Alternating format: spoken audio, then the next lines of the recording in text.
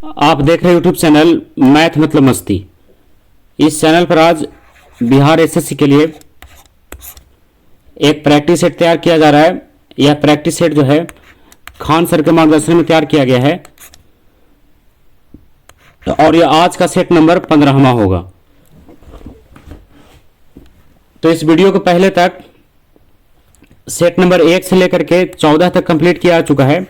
आप उस सारे वीडियो को इसी चैनल पर जाकर के इसके प्ले लिस्ट में बड़े आसानी से देख सकते हैं और सारा वीडियो को आप कंप्लीट कर सकते हैं।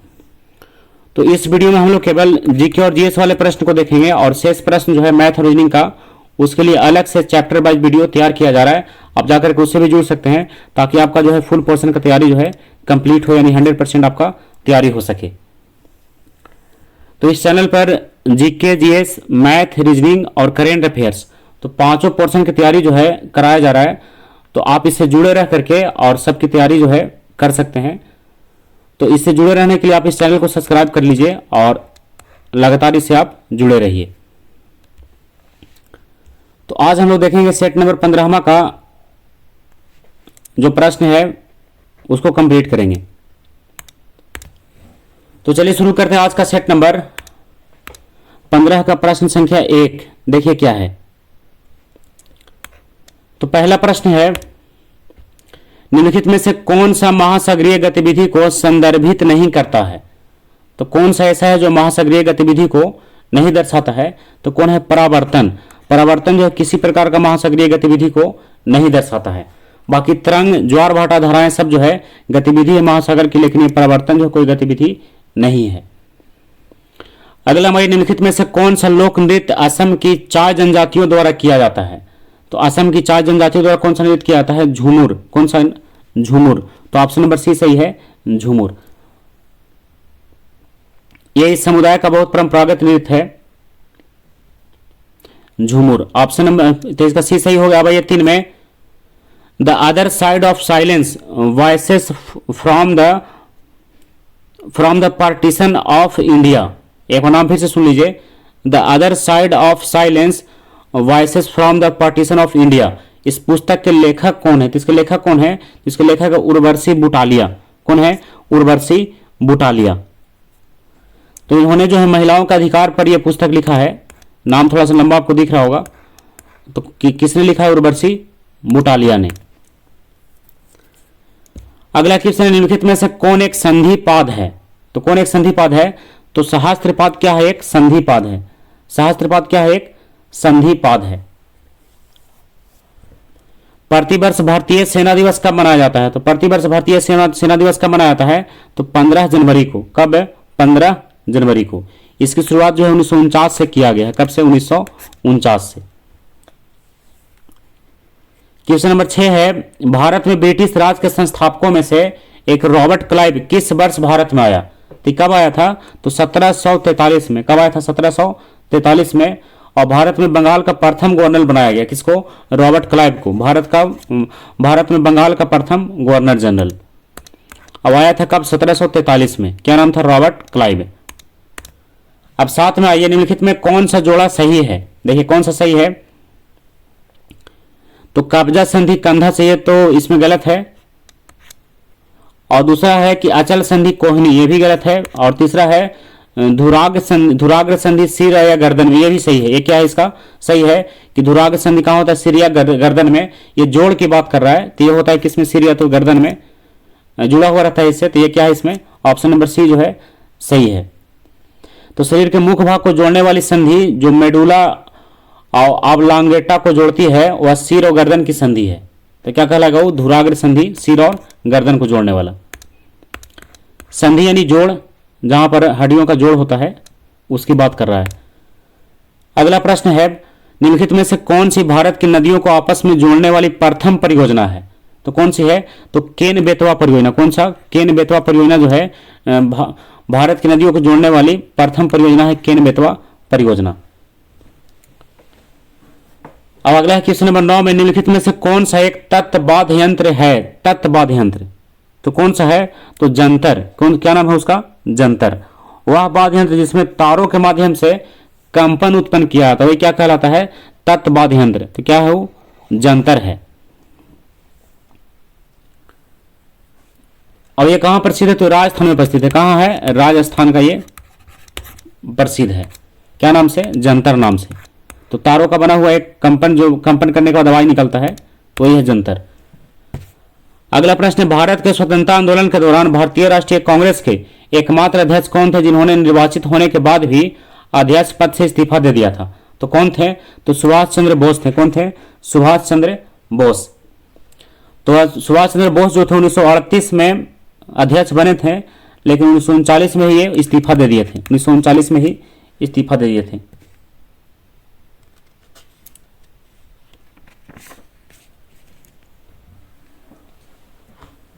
और 1939 में अलग होकर के इन्होंने फॉरवर्ड ब्लॉक की स्थापना भी किया था। कि किसने किया था? सुभाष चंद्र बोस ने। अगला प्रश्न है, समष्टि अर्थशास्त्र के जनक। तो समष्टि अर्थशास्त्र के जनक के रूप में किसे जाना जाता है? तो किसे जाना जाता है? जॉन मेनार्ड किन्स को। किनको? जॉन मेनार्ड किन्स को। समष्टि अर्थशास्त्र। क्वेश्चन नंबर 12 है, ऊँटों के बारे में कौन सा कथन गलत है? तो ऊँटों के बारे में कौन सा कथन गलत है? इसमें गलत देखिए है कि उन्हें बहुत पसीना आता है। क्या आता है? उन्हें बहुत पसीना आता है। ये क्या है? गलत है। और बाकी सब सही। उनका गोबर सूखा होता है, वह थोड़ी मात्रा में मूत्र का उत्सर्जन करते हैं और स्थलीय आवासों में रहते हैं। क्या है? सही है। बाकी ये जो है इसका गलत है। तो पानी का त्याग उन लोग बहुत कम करते हैं। तो ये देखिए सारा ऑप्शन उसी के आसपास घूम रहा होगा, ये दोनों। 13 मई 1915 में दक्षिण अफ्रीका से भारत आने के बाद महात्मा गांधी ने किसकी सलाह पर भारत देश और जनता को समझने के लिए पूरे 1 वर्ष तक पूरे भारत की यात्रा का फैसला किया? तो किसके सलाह पर? इसका सही उत्तर है किसके सलाह पर फैसला किए थे? देखिए ऑप्शन में आ रहा है कि बाल गंगाधर तिलक, कि गोपाल कृष्ण गोखले, कि मोतीलाल नेहरू, कि सुभाष चंद्र बोस। तो किसकी सलाह पर? तो गोपाल कृष्ण गोखले की सलाह पर। किसके सलाह पर? गोपाल कृष्ण गोखले की सलाह पर पूरा भारत की यात्रा किया, ताकि पूरा भारत के जनता को समझा जा सके। और गोपाल कृष्ण गोखले को ही महात्मा गांधी का राजनीतिक गुरु भी माना जाता है। क्वेश्चन नंबर 14 है, भारतीय संविधान की प्रस्तावना तो 13 दिसंबर 1946 को जवाहरलाल नेहरू द्वारा संविधान सभा में पेश किया गया और उद्देश्य प्रस्ताव पर आधारित है। ये क्या है? कब पेश किया गया? 13 दिसंबर 1946 को। और किसके द्वारा? तो जवाहरलाल नेहरू के द्वारा। क्वेश्चन नंबर 15 में आइए, किस वर्ष से कबड्डी को एक पूर्ण खेल के रूप में एशियाई खेल में शामिल किया गया है? तो कब से शामिल किया गया? तो 1990 से। कब से? 1990 से कबड्डी को एशियाई खेलों में शामिल किया गया है। 16 मई वर्ष 1932 में महात्मा गांधी ने ब्रिटिश सरकार के भारत की निर्वाचन प्रणाली को जातिगत आधार पर पृथक करने के फैसले के विरोध में किस जेल में भूख हड़ताल किया था? तो किस जेल में किया था? तो यरबदा जेल में। किस जेल में? यरबदा जेल में भूख हड़ताल किया था कि जातिगत आधार पर अलग नहीं किया जाए। 17 निम्नलिखित में से कौन 1928 में भारत के लिए संविधान का मसौदा तैयार करने वाले कांग्रेसी नेताओं में से एक थे? तो कौन थे? तो मोतीलाल नेहरू थे। कौन थे? मोतीलाल नेहरू। क्वेश्चन नंबर 18 में आइए, 1944 में इम्फाल की लड़ाई ब्रिटिश सेना और किसके बीच लड़ा गया था? तो किसके बीच? तो ब्रिटिश सेना और जापानी के बीच। किसके बीच? ब्रिटिश सेना और जापानी सेना के बीच 1944 में इम्फाल की लड़ाई जो है लड़ा गया था, ब्रिटिश सेना और जापानी सेना के बीच। क्वेश्चन नंबर 19 है, उड़ीसा के किस जिले में पूर्वी घाट की सबसे ऊंची चोटी स्थित है? तो उड़ीसा के किस जिले में है? तो कोरापुट जिले में। किस जिले में? कोरापुट जिले में। उड़ीसा के कोरापुट जिले में पूर्वी घाटी की सबसे ऊंची चोटी स्थित है। और नाम क्या है ऊंची चोटी का? तो नाम है अरमाकोंडा। क्या नाम है? अरमाकोंडा। और इसकी ऊंचाई जो है 1620 मीटर है। कितना मीटर? 1620 मीटर। अब क्वेश्चन नंबर 20 में निम्नलिखित में से किसे भारत के लिए शीर्ष स्तर की संस्था के रूप में स्थापित किया गया था? तो किसे स्थापित किया गया था? तो राष्ट्रीय आवास बैंक को। किसको? राष्ट्रीय आवास बैंक को। अगला प्रश्न है, ओलंपिक गोल्फ टूर्नामेंट में भाग लेने वाली प्रथम भारतीय महिला कौन थी? तो कौन थी? अदिति अशोक। कौन थी? अदिति अशोक, जो ओलंपिक गोल्फ टूर्नामेंट में भाग ली थी प्रथम महिला। क्या नाम है? अदिति अशोक। अगला प्रश्न, निम्नलिखित में से कौन सी खरीफ की फसल है? तो कौन खरीफ का फसल है? मूंगफली। मूंगफली क्या है? एक खरीफ का फसल है। जून से जुलाई के मध्य में इसका बुआई किया जाता है, आपको पता होगा। 23 है, वायुमंडलीय दाब को मापने के लिए किसका प्रयोग किया जाता है? तो किसका प्रयोग किया जाता है? बैरोमीटर का। वायुमंडलीय दाब बैरोमीटर, ध्यान रखिएगा। अगला प्रश्न, 1932 में महात्मा गांधी और बी आर अम्बेडकर के बीच पूना पैक्ट पर हस्ताक्षर हुआ था? किसके बीच? महात्मा गांधी और अम्बेडकर के बीच। कब हुआ था? 1932 में। किस पैक्ट पर? पूना पैक्ट पर। अम्बेडकर और महात्मा गांधी के बीच 1932 में। आपको पता होगा गोलमेज का सम्मेलन भी उसी टाइम हो रहा था। तो अगला है अपस्मार यानी मिर्गी से शरीर का कौन सा अंग प्रभावित होता है? तो मिर्गी से शरीर का प्रभावित होने वाला अंग है मस्तिष्क। कौन सा अंग? मस्तिष्क। तो ऑप्शन नंबर ए इसका सही है, मस्तिष्क। अब आते हैं क्वेश्चन नंबर 26 में, नर्मदा नदी मध्य प्रदेश में कहां से निकलती है? तो नर्मदा नदी जो मध्य प्रदेश में अमरकंटक की पहाड़ियों से निकलती है। तो ऑप्शन नंबर बी सही, अमरकंटक की पहाड़ी से नर्मदा नदी निकलती है। बहुत इंपॉर्टेंट प्रश्न है, आप जरूर ध्यान रखिएगा। अगला प्रश्न है, भारतीय रिजर्व बैंक ने रुपये के प्रतीक को निम्नलिखित में से किस वर्ष अपनाया? तो कब अपनाया था? तो 2010 में। कब अपनाया था? 2010 में रुपये की प्रतीक को। अब आइए क्वेश्चन नंबर 28 में, हिल पैलेस संग्रहालय कहां है? तो हिल पैलेस संग्रहालय जो है केरल में है। कहां है? केरल में हिल पैलेस संग्रहालय, केरल। अब आते हैं क्वेश्चन नंबर 29 में, विश्व बैंक के वर्गीकरण के अनुसार जुलाई 2019 तक उच्च मध्यम आय वाले देशों में प्रति व्यक्ति सकल राष्ट्रीय आय अमेरिकी डॉलर में कितना के बीच होगा? तो कितना के बीच होगा? तो 3996 से 12,375 डॉलर के बीच होगा। तो ऑप्शन नंबर ए इसका सही है, 3,996 डॉलर से 12,375 डॉलर के बीच। 30वां, ये भारत में पीर बुधान का मेला प्रति वर्ष कहां लगता है? कौन सा मेला? पीर बुधान का मेला। तो हर साल कहां लगता है? तो मध्य प्रदेश में। कहां लगता है? कहां लगता है ये? मध्य प्रदेश। 31वां, ये भारतीय संविधान के अनुच्छेद 123 के तहत अध्यादेशों की घोषणा करने की शक्ति निम्नलिखित में से किसके पास होती है? तो ये शक्ति जो है भारत के राष्ट्रपति के पास होता है। किसके पास? भारत के राष्ट्रपति के पास ये शक्ति जो है निहित है। 32वां, ये निम्नलिखित में से कौन सा सबसे पुराना ग्रैंड स्लैम टेनिस टूर्नामेंट है? तो सबसे पुराना ग्रैंड स्लैम टेनिस टूर्नामेंट कौन सा है? तो विंबलडन है। क्या नाम है उसका? विंबलडन टेनिस प्रतियोगिता। तो विश्व की सबसे प्राचीन ये टेनिस टूर्नामेंट है। यह प्रतियोगिता जो है घास के मैदान पर खेली जाती है। कहां? घास के मैदान पर।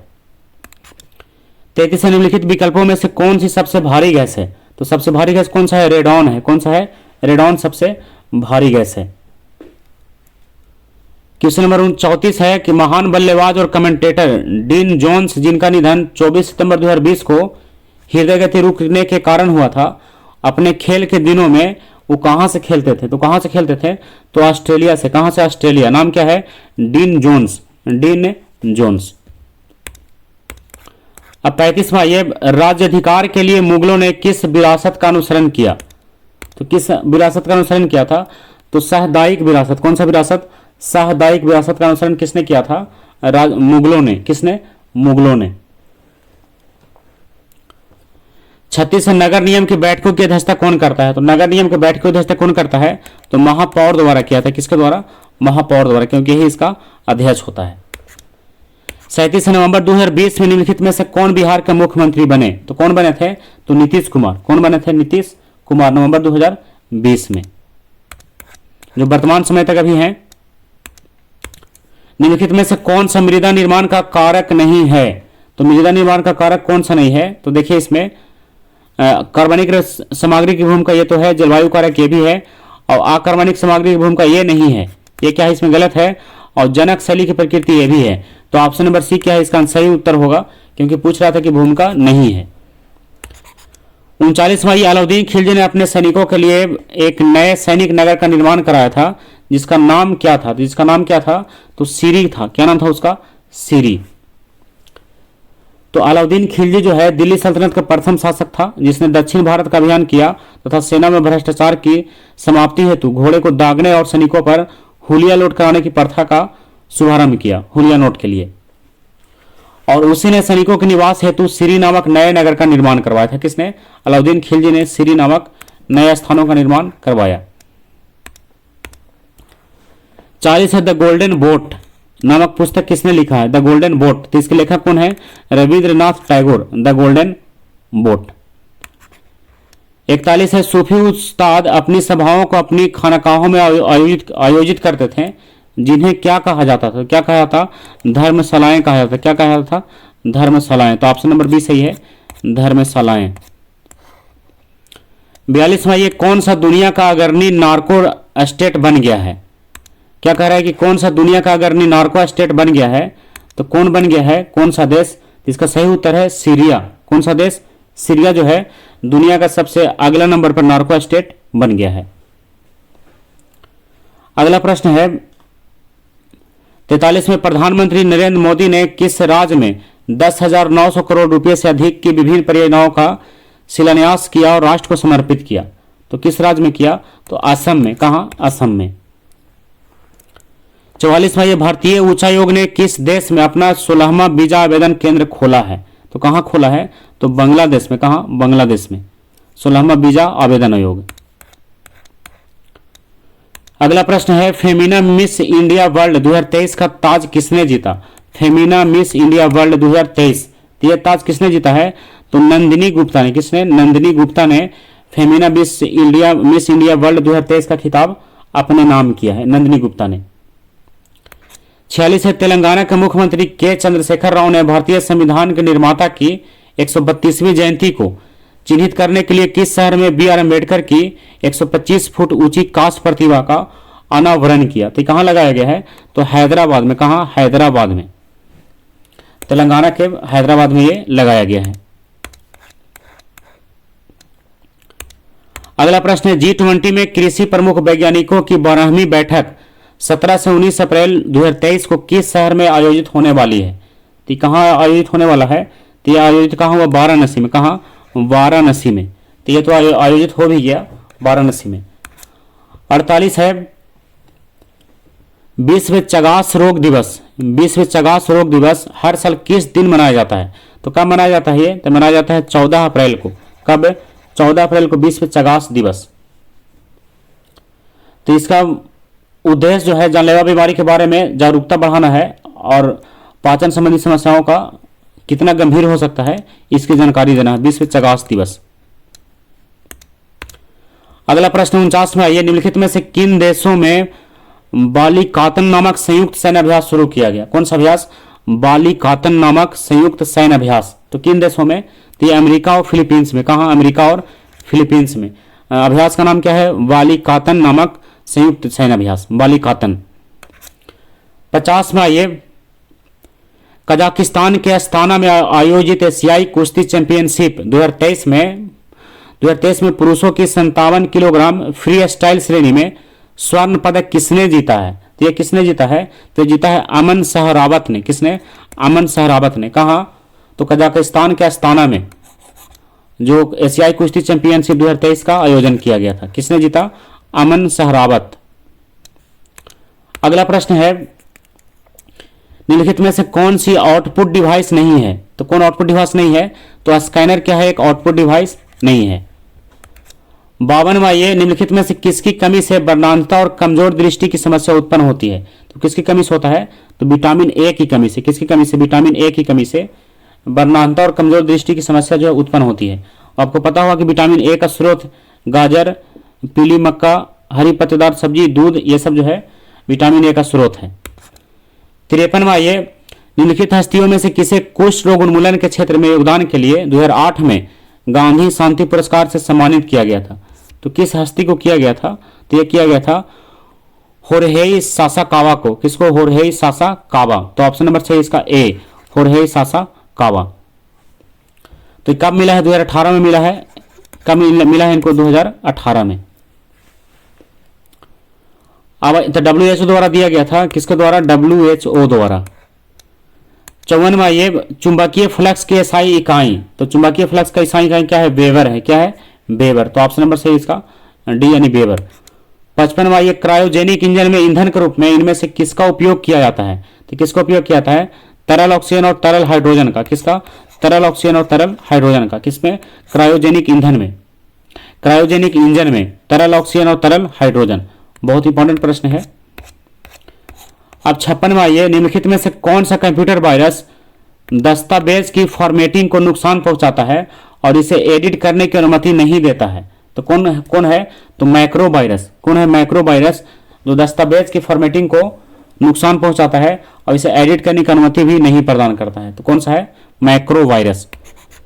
57 में आइए, निम्न में से कौन सा सैप्रोफाइटिक कवक है? तो कौन सा सैप्रोफाइटिक कवक है? तो पेनिसिलियम, ये क्या है? सैप्रोफाइटिक कवक है। तो ऑप्शन नंबर डी सही उत्तर है। 58 है, 1 ईबी किसके बराबर है? तो 1 ईबी यानी एक्साबाइट जो है किसके बराबर है?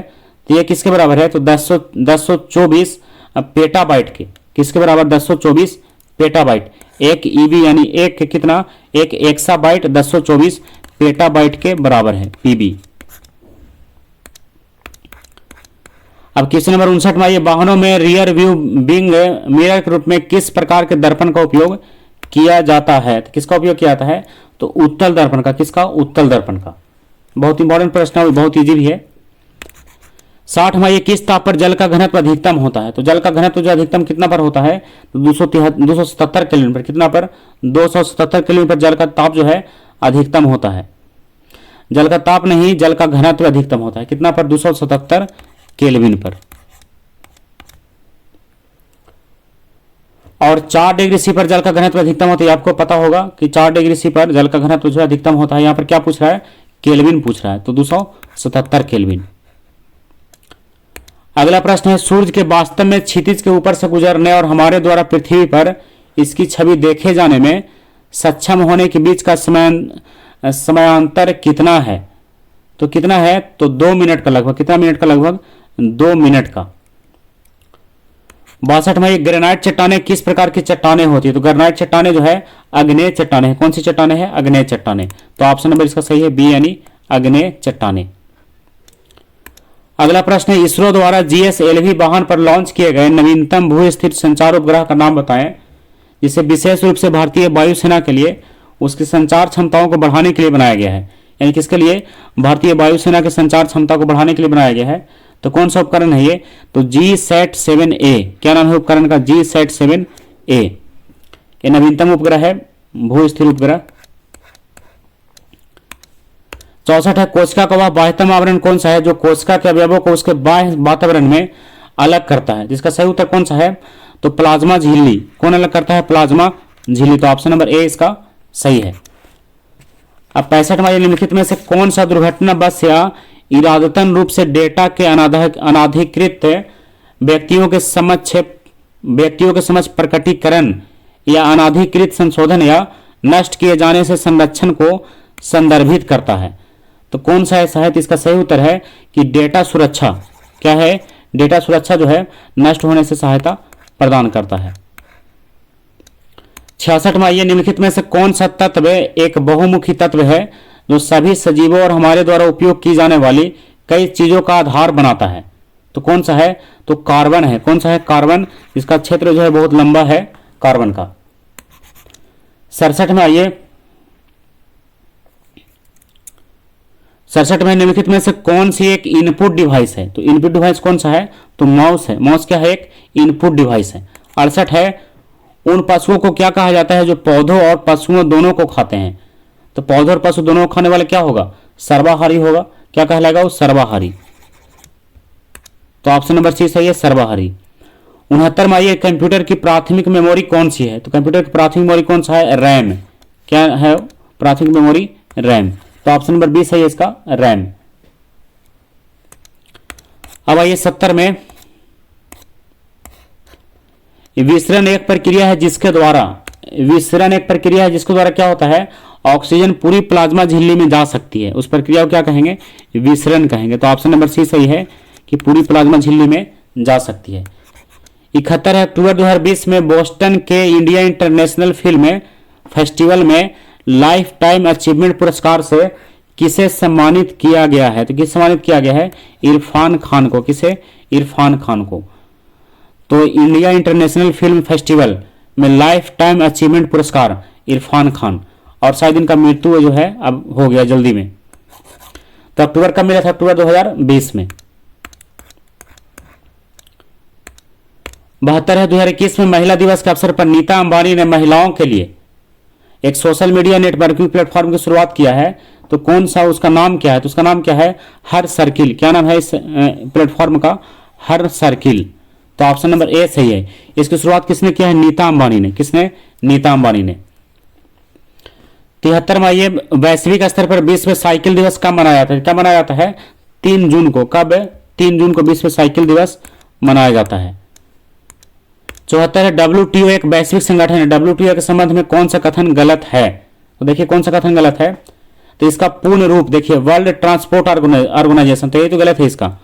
इसका वर्ल्ड ट्रांसपोर्ट ऑर्गेनाइजेशन नहीं होता है, इसका होता है वर्ल्ड ट्रेड ऑर्गेनाइजेशन। क्या होता है? World trade organisation. तो ऑप्शन नंबर ए इसका गलत है। तो ऑप्शन नंबर ए इसमें सही होगा।